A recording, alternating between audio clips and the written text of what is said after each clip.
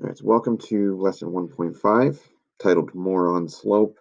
I think you'll find that this is a little bit more review, just like most of the lessons so far in chapter 1. So let's take a look at what the objectives are. We're going to find slopes and equations of parallel and perpendicular lines. Again, hopefully that's familiar.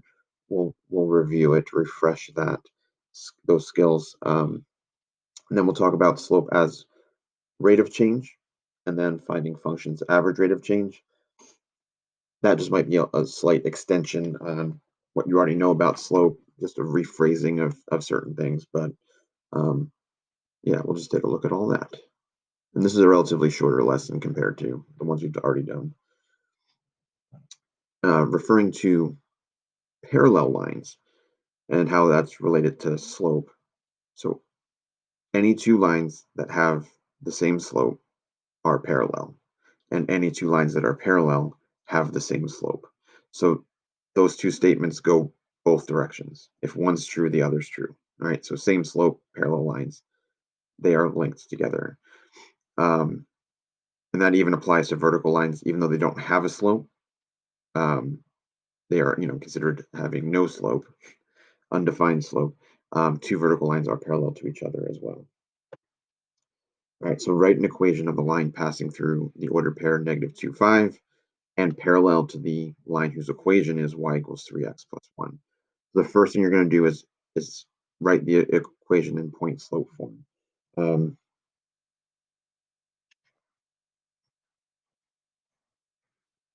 reason why you're going to use point slope form is because when you're given a point, you're given those three pieces of information: the x coordinate and the y coordinate of the point, and then the slope of the line. So again, you take the y equals 3x plus 1, and you know that your slope is 3 because it's parallel, and the slopes have to be the same. So then using the point slope formula, the x1 and the y1 and the slope that we just identified in the question would get substituted in that way. You end up with y minus 5 is equal to 3 times x plus 2. That's point slope form of the equation. And then if you needed to get it in slope intercept form, you could do that as well. But that is the equation in point slope form.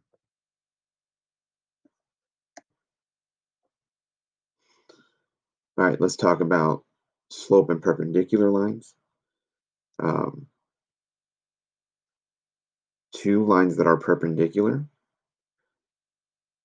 have 490-degree angles when they cross, right? So they make a perfect X when they cross. Also, the product of their slopes are -1, which means they are opposite reciprocals. If you multiply two numbers together and you get -1, that means they are opposite reciprocals of each other. So in the same way that parallel lines and same slopes work in both directions, if two lines have opposite reciprocal slopes, they are perpendicular. If two lines are perpendicular, then their slopes are opposite reciprocals. If one's true, the other's true.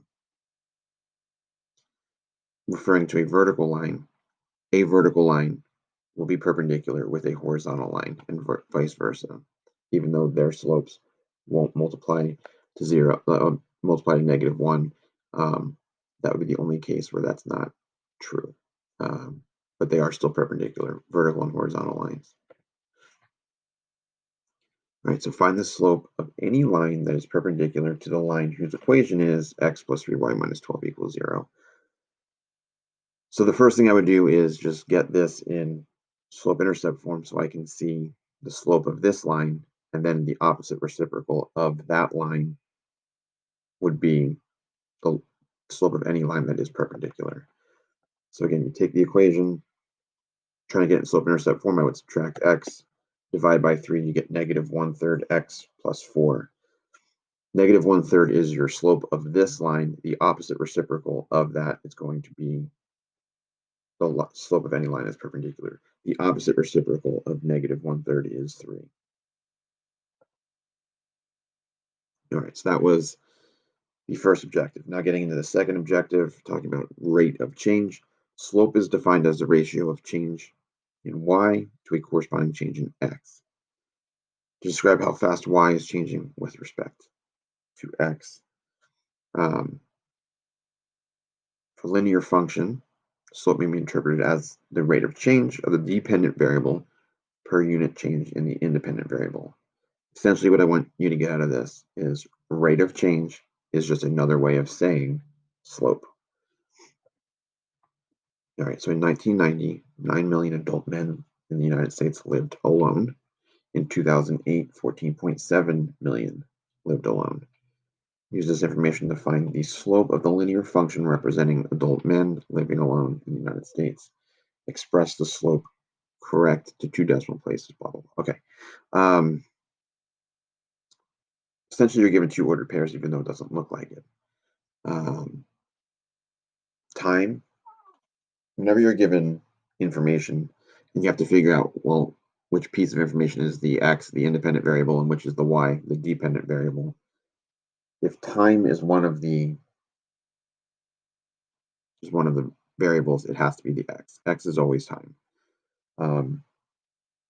So in this case, one of the ordered pairs is going to be 1990 and then 9. That represents 9 million, but I'm just going to write 9. So the ordered pair would be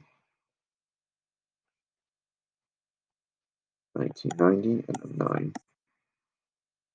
The other ordered pair is 2008 and 14.7.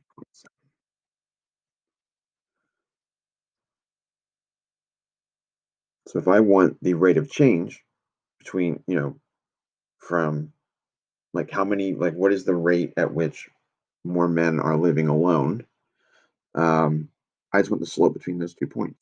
So I'm using the slope formula the same way that I have forever. So it's just change in y, which would be y2 minus y1, so 14.7 minus 9 over y2 minus y1, so 2008 minus 1990.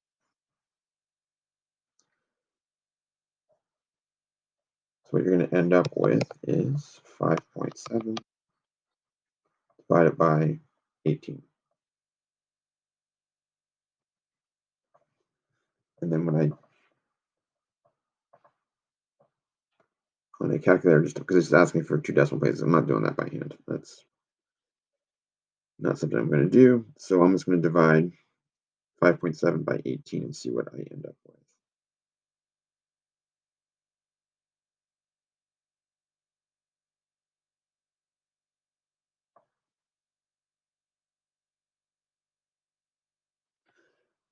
And it says 2 decimal places, so this ends up being 0.316 repeating. So 2 decimal places, the answer would be 0.32. All right, so again, they got the 2 ordered pairs I got. They calculated slope, and they got the same 0.32. Okay. So again, rate of change just means slope. That's it. So it's increasing. If 0.32, that represents 0.32, so 320,000. So between 1990 and 2008, 320,000 more men started living alone on average every year.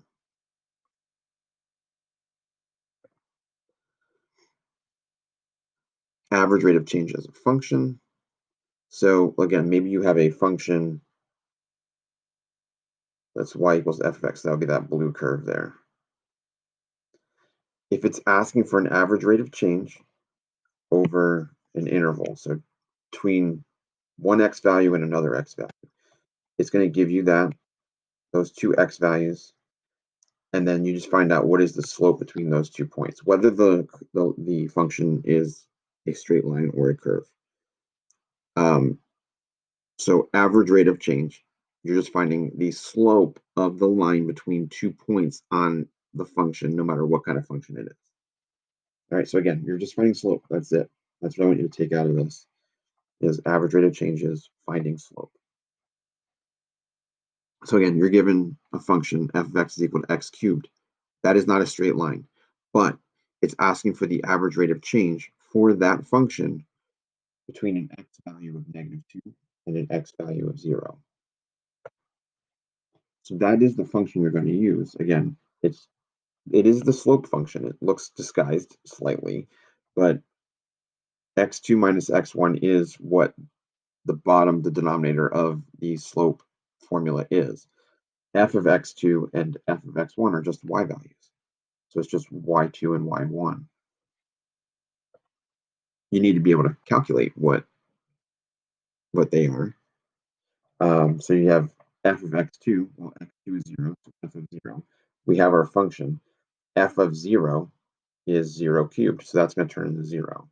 F of -2, well, -2 gets substituted into the function. -2 cubed is -8.